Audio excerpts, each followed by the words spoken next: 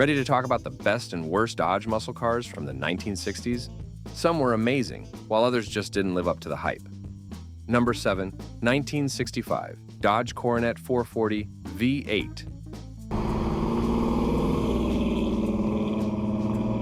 The 1965 Dodge Coronet 440 is often regarded as one of the worst cars from the muscle car era. It's a classic example of a vehicle that fails to live up to its expectations. Let's take a look at why this car falls short in almost every way.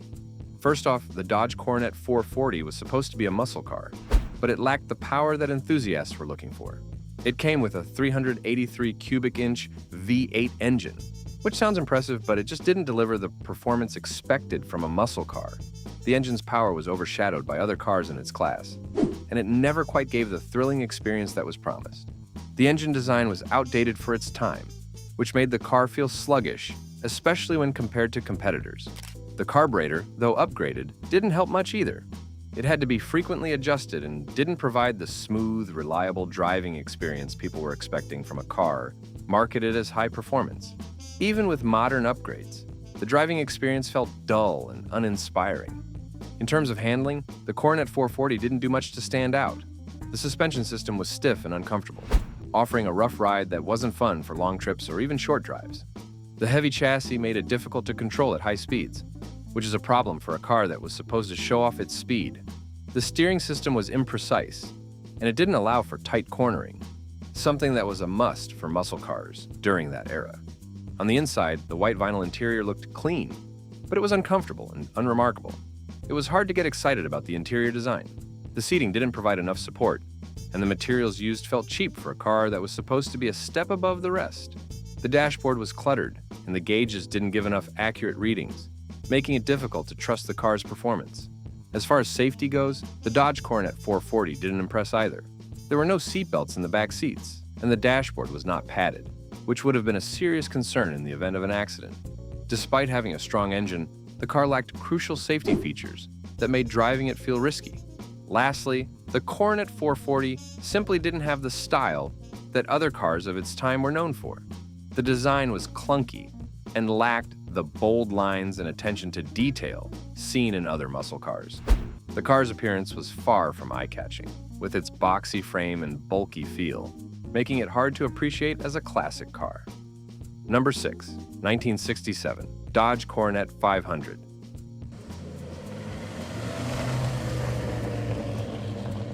The 1967 Dodge Coronet 500, despite its reputation as a muscle car, is far from the best in terms of overall performance and reliability. First of all, the design of this car is very outdated. The body has a boxy look that doesn't stand out or impress in modern times. It lacks the elegant and modern lines that cars today are known for. While it may have been a common style in the 60s, the car now looks like a bulky relic from the past. One of the biggest issues with the Coronet 500 is its size. This car is huge, and it's not the kind of size that makes it impressive. Instead, it's just difficult to maneuver and park. It takes up a lot of space on the road, and that's not something that modern drivers want in their vehicles. The car's weight makes it feel clumsy, especially when trying to make tight turns or change lanes quickly. Driving the Coronet 500 on today's busy roads can be a real challenge. Another major drawback is the lack of advanced features. Even though the Coronet 500 was marketed as a high-end model at the time, it doesn't offer much in terms of comfort and convenience. Basic features that we now take for granted, like power windows, adjustable seats, and even airbags, are completely missing. The car's interior is plain, and it doesn't provide the luxury or technology that modern buyers expect. The dashboard is outdated, with old-school analog gauges that offer little more than basic information. Fuel efficiency is another problem with the Dodge Coronet 500. Back in the 60s, cars like this one were built with powerful engines, but those engines were not designed for efficiency. This means that the car consumes a lot of fuel, making it expensive to drive on long trips. In comparison to today's vehicles, which are built to be much more fuel efficient, the Coronet 500 just doesn't hold up. The suspension and braking systems also fail to meet modern expectations. The car doesn't have the smooth ride that many cars today offer. Bumps and uneven road surfaces can cause discomfort, making the driving experience less enjoyable. The brakes are also not as responsive as modern systems, meaning that stopping can be slow and less controlled. This can be dangerous, especially in high-speed driving situations. Finally, reliability is a significant concern with the Dodge Coronet 500. Over the years, the car has aged and many parts can break down or wear out quickly. This makes it difficult to maintain and repairs can be costly. Finding replacement parts can also be a challenge, since many of them are no longer manufactured. However, while it may have had some appeal when it was first released, it certainly doesn't stand out today. Number 5. 1967 Dodge Dart 270. The 1967 Dodge Dart 270 may have been popular in its time, but today it's clear that this car has many flaws. One of the most noticeable issues is its outdated design. The car has a bulky shape that doesn't look sleek or modern. While it might have been considered stylish back in the 1960s, it now looks old-fashioned and unappealing. The rear window has unusual curves that make it hard for drivers to see clearly. This design flaw creates thick pillars at the back, which leads to large blind spots. The car's shape simply doesn't help with visibility, making it unsafe to drive in certain situations. Another problem with the Dart 270 is the way it feels on the road. It's not easy to maneuver, especially in tight spaces. The car's large size makes it difficult to park and navigate through busy streets. Its wide frame doesn't help it handle turns well, and it feels clunky compared to other vehicles. Modern cars are much smaller and more agile, which makes the Dart 270 feel like a hassle to drive. This lack of ease makes the car frustrating to use, especially for those who are used to smoother driving experiences. The Dart 270's braking system was also a concern. Although it received some safety updates, the brakes are still not as reliable as those of modern cars. The car's braking system wasn't built to handle high speeds or sudden stops as efficiently as cars today.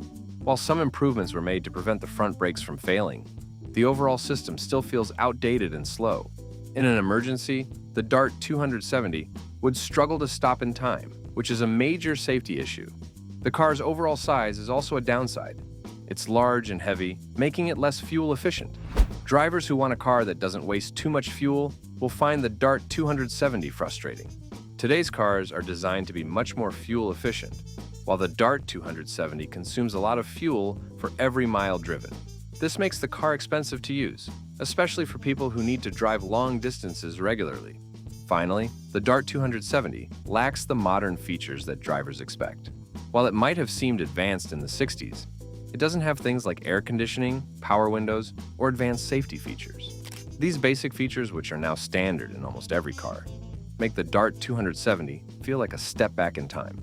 It's clear that this car is stuck in the past and doesn't offer the comfort or convenience that drivers need today. Number 4. 1966 Dodge Charger.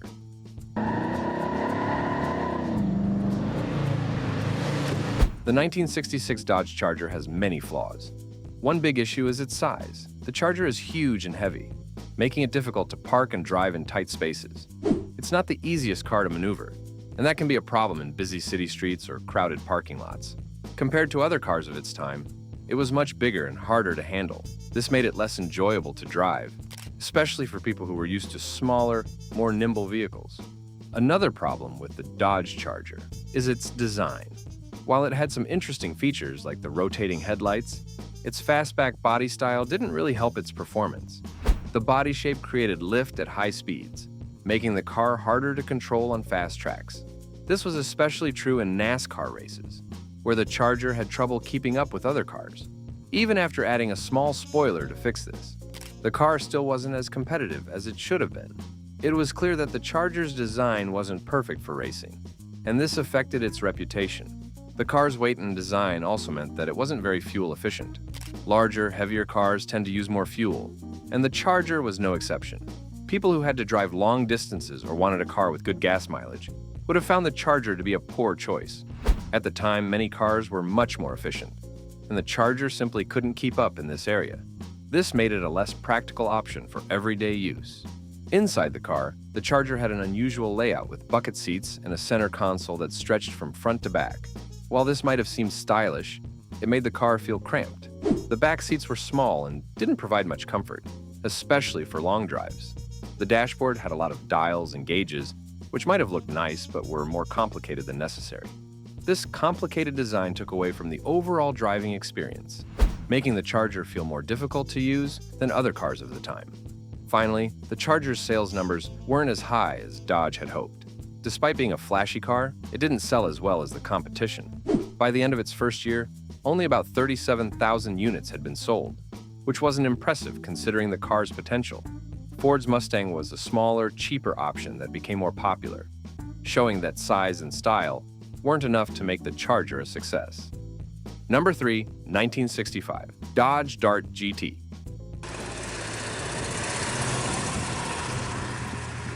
The 1965 Dodge Dart GT may have looked like an exciting car at first, but there are many issues that make it less impressive. While it was advertised as a compact car, it didn't feel that way when driving. It was heavier than other compact cars at the time, making it harder to control, especially on tight roads or in city traffic. This larger-than-expected size made the Dart GT less nimble and less fun to drive compared to its competitors. The car also faced problems with its performance. While it was supposed to be a sporty vehicle, its power steering setup was far from impressive. In fact, the steering felt vague and unreliable, leading to a lack of control when making sharp turns. It was almost as if the steering wheel wasn't connected to the wheels at all, which made the driving experience less enjoyable.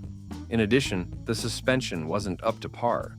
Without the heavy-duty suspension package, the car had a wobbly feeling, making it feel unstable when driving over bumps or uneven surfaces. Another issue with the Dart GT was its outdated design. Although it tried to look sporty, it still had a very plain and unremarkable appearance. The styling lacked any real flair, and the overall look felt uninspired. It didn't have the bold, eye-catching features that other cars in the same category offered. The interior also left a lot to be desired. It lacked the comfort and convenience that many other cars of the time offered. The seats were not as supportive or comfortable as they could have been, and the dashboard was basic at best. There was nothing about the inside of the Dart GT that made it feel special or luxurious. It was simply a place to sit, with no real attention to detail or design. Another factor that hurt the Dart GT was its lack of reliability. Over time, it became clear that the car wasn't built to last. Many owners reported issues with parts wearing out too quickly, and finding replacement parts became difficult. This made maintaining the Dart GT a challenge, and it led to higher repair costs. The car was just not as dependable as others in its class. Lastly, despite being marketed as a fun, sporty car, the Dart GT didn't really deliver on that promise. It was more of a middle-of-the-road option that didn't really shine in any area. Number 2, 1965 Dodge Dart GT Convertible. The 1965 Dodge Dart GT Convertible has several issues. First of all, the car's exterior paint job is not in great condition. The body was repainted in the early 1990s, but now there are noticeable paint chips, and the chrome trim is pitted and damaged. The car's exterior doesn't look polished or well-maintained, which makes it less appealing when compared to other cars of its era. This makes the Dart look outdated and unappealing, especially for those who prefer a car with a sleek finish. Another major problem with the Dart GT is its age and wear. The car has old parts that have not aged well.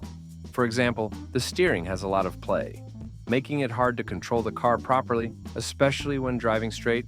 The lack of responsiveness in the steering makes driving the Dart uncomfortable and frustrating, especially when turning or adjusting speed. This is a major drawback because modern cars have much more responsive and easier to control steering systems. The car's braking system is also in need of attention. The brake master cylinder and 2 brake lines were replaced recently, but it's still unclear how well the brakes perform overall. Older cars like the Dart may have slow or less effective braking, which is unsafe compared to newer vehicles. This is a serious concern for anyone who values safety and reliability while driving. Inside the car, the cabin doesn't offer much comfort. While the seats have been replaced with new cushions and white vinyl upholstery, the overall interior still feels outdated. The cabin lacks the modern features and comfort that many drivers expect. The dashboard is basic, and the aftermarket steering wheel wrap takes away from the car's original appeal. Even though there are some upgraded features like the oil pressure gauge, the interior still feels old and lacks the refinement seen in more modern cars. The car also has some issues with its power.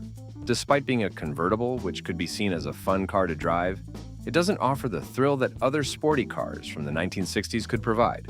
The performance is nothing special, and the car's outdated engine and components don't deliver the excitement or power that would make it stand out on the road. Finally, the car's tires and wheels are not the best either. It has 14-inch steel wheels with thin white wall tires that are not ideal for performance or appearance. The tires are also not the best in terms of traction, which could make driving on wet or slippery roads a challenge. Number 1.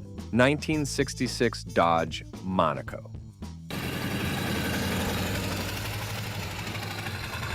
The 1966 Dodge Monaco has a number of serious problems that make it a poor choice for many car buyers. Starting with the car's exterior, it is subpar in quality.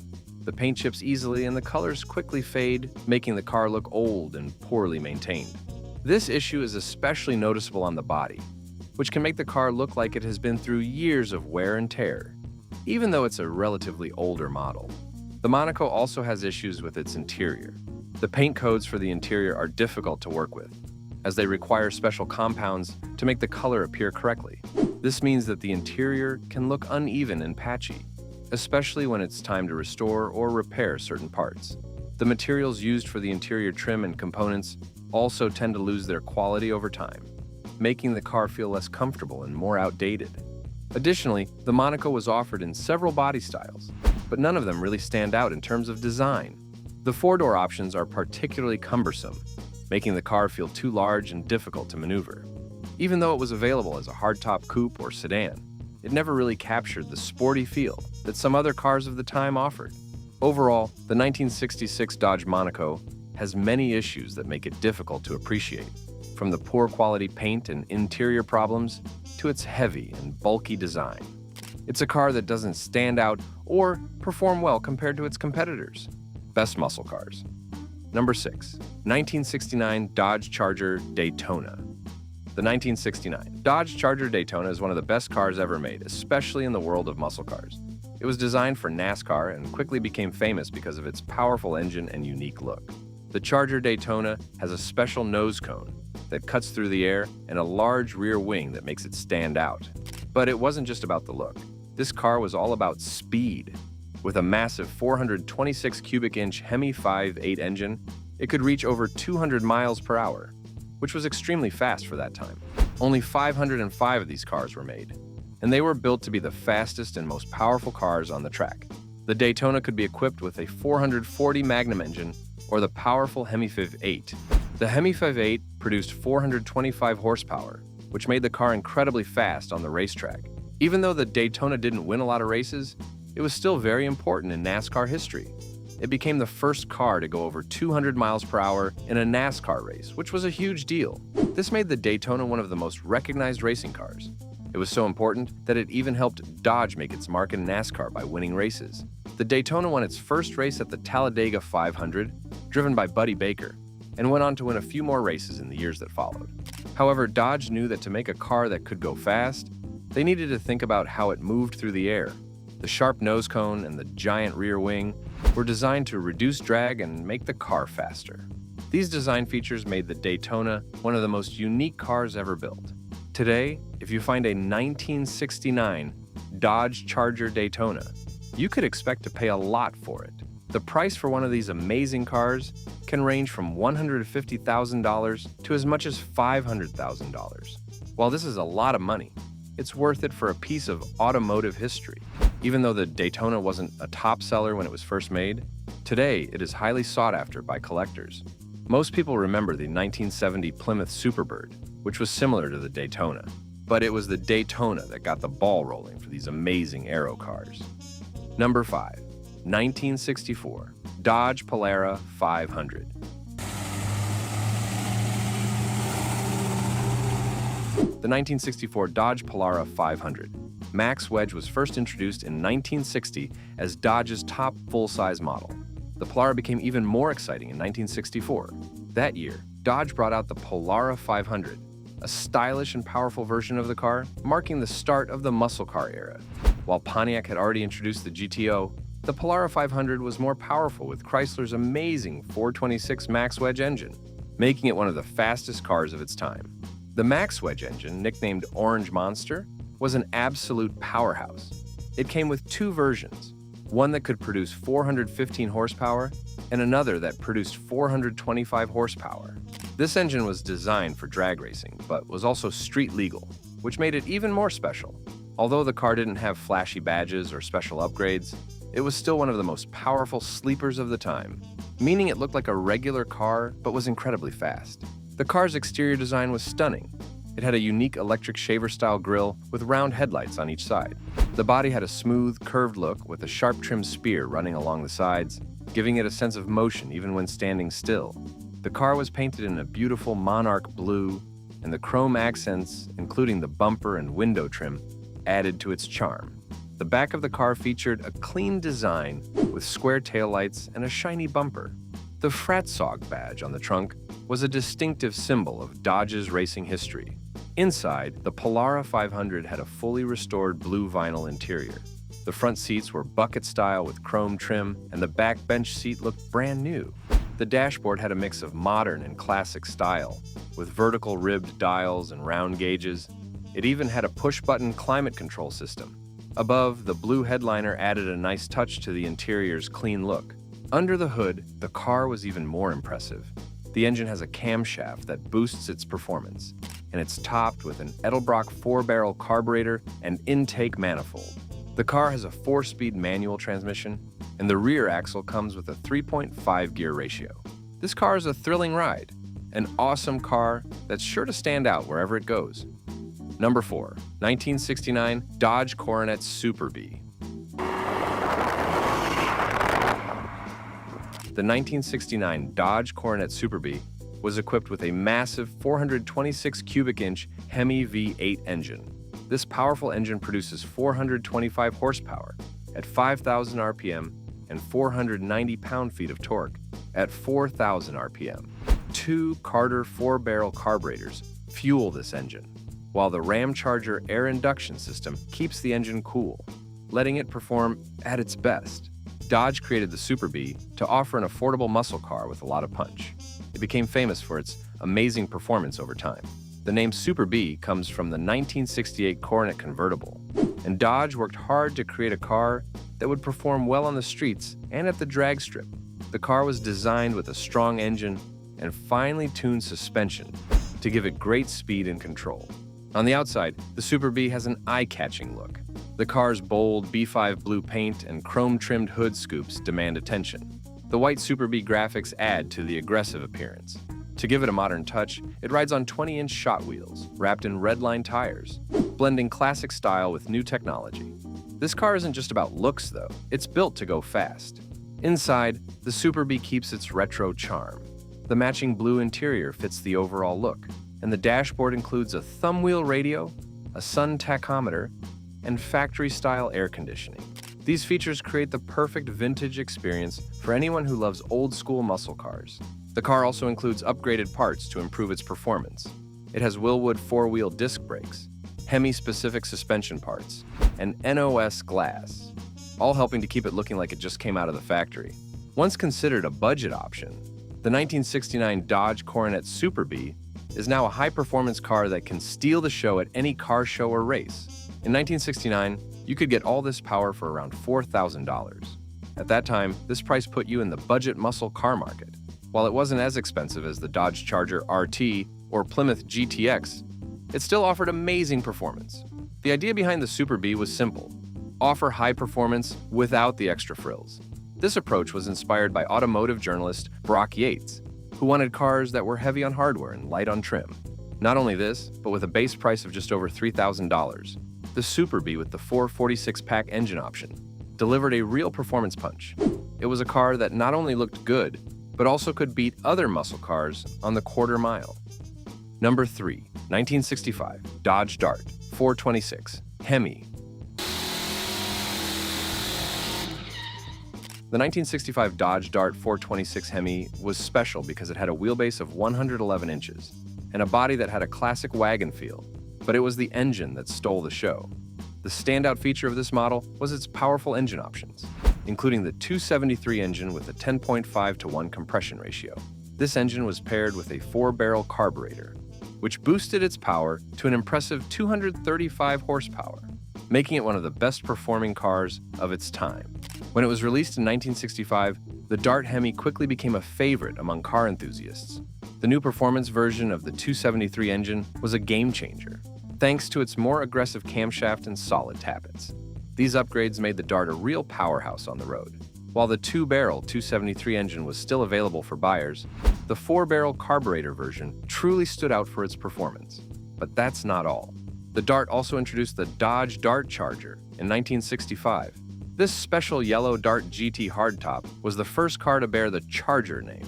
The Dart Charger had the same 273 engine, but it came with premium features like a black interior and the iconic Charger badging. This model was unique because it helped to launch the famous Charger name, which would later become part of Dodge's muscle car legacy. The following year, the larger B-body Dodge Charger was introduced, but the Dart Charger would always be remembered as the first to carry that legendary name. Along with the powerful engine, Dodge also offered new options for the 1965 Dart, including upgraded suspension components and larger 14-inch wheels and tires. Factory-installed air conditioning became available, along with disc brakes, which required the larger wheels to fit the calipers. The car also came with standard front seat belts for added safety. These upgrades made the Dart not only powerful, but also more comfortable and practical to drive. The 1965 Dodge Dart 426 Hemi was a powerful, stylish, and exciting vehicle that would go on to become one of the best muscle cars ever made. Number 2, 1968 Dodge Charger RT 440. The 1968 Dodge Charger RT 440 is one of the best muscle cars from the 60s. It has been fully restored and upgraded to make it even more special. This car is a true masterpiece with a 440 cubic inch Magnum big block V8 engine under the hood. The engine has a 6-barrel carburetor and a steel air cleaner paired with a rare 4-speed manual transmission. It also has the famous Dana 4.10 axle, which is available separately. This Charger has been carefully maintained for 15 years. It was restored between 2006 and 2008 in the United States and then brought to the United Kingdom. After the restoration, the car was in excellent condition, but it was further improved with some custom features. The car's chassis number proves it's a genuine Charger RT with the 440 Magnum engine, and it was built at the famous Hamtramck factory in Detroit. The car has a lot of great upgrades, such as a new 4.10 Dana axle that was swapped out for a 3.54 axle to make it easier to drive on highways. This change helps lower the RPM, making the ride smoother. A new twin-disc clutch was installed during the last restoration. The interior was updated with high-quality soundproofing material, including Dynamat and Dynapad, which makes the ride quieter and more comfortable. A new modern sound system was added, with Bluetooth and USB connectivity, but the original radio is still fully functional, though it is disconnected for now. A new Alpine head unit with 6x9-inch speakers, rear tweeters, and a boot-mounted amplifier provide excellent sound. The car also has some custom features that make it even better, such as a 6-pack carburetor, set up with an all-steel air cleaner, upgraded brake discs, and a stainless steel exhaust system. The rear anti-roll bar and MSD electronic ignition are some other important upgrades, making the Charger even more fun to drive. The car also has front Willwood disc brakes with braided lines for better stopping power. The exterior of the car looks amazing, with a vinyl roof, tail stripe, and xenon headlights. It has 1969 Charger reverse lights that were swapped out for stock reverse lights, which now serve as indicators. The car also has tinted windows, a Chrysler-sourced remote boot release, and a classic 1967 Dodge wooden steering wheel. In addition to all these great upgrades, this Charger is a top-tier muscle car that will surely impress any car enthusiast. Number 1, 1968 Dodge Charger Hemi.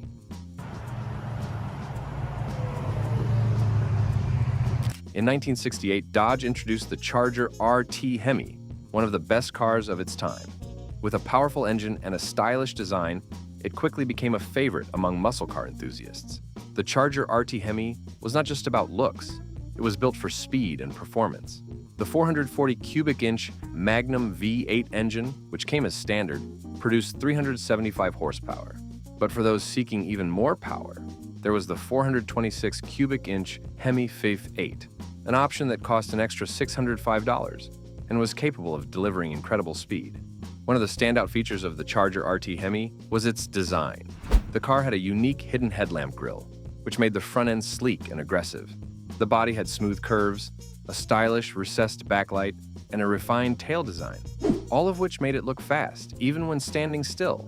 Dodge used minimal chrome, keeping the look clean and modern.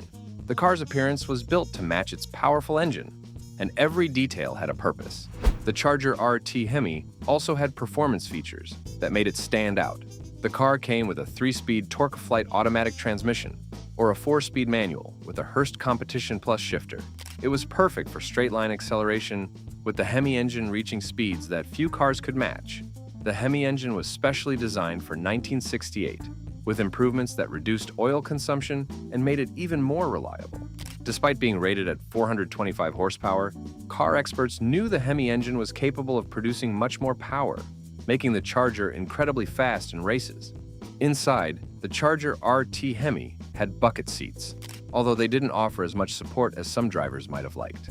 The car had power front disc brakes and power steering, which were optional features, as was a tachometer. The Charger was a performance machine, but it was still comfortable enough for everyday driving. The handling could feel nose-heavy, but this didn't take away from the car's overall performance. The Charger was also known for its bold, racing-inspired gas cap, a feature that added to its aggressive look. Its combination of speed, power, and design made it one of the top cars of the decade, and it was clear why it became so popular. The Charger RT Hemi set the standard for muscle cars and remains one of the best cars ever made. That's all for today. I hope you enjoyed this video. Be sure to give a thumbs up and subscribe to the channel for more classic car stories.